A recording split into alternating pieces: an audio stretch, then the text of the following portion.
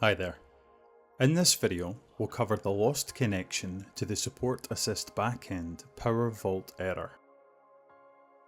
PowerVault ME5 arrays on firmware version ME5.1.0.0.0 or ME5.1.0.1.0 that have SupportAssist configured using a direct connection will have lost the ability to connect to the Dell endpoint from January 14th, 2025.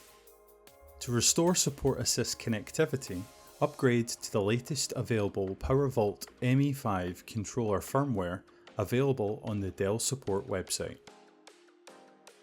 Navigate to the Dell Support page at dell.com/support.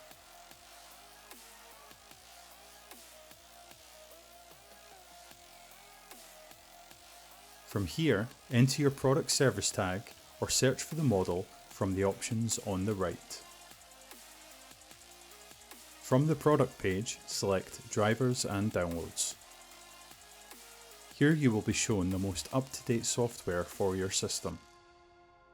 Locate the most recent firmware file, download it and install it to your machine. And that's it.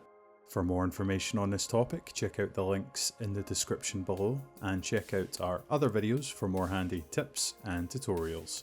Thanks for watching.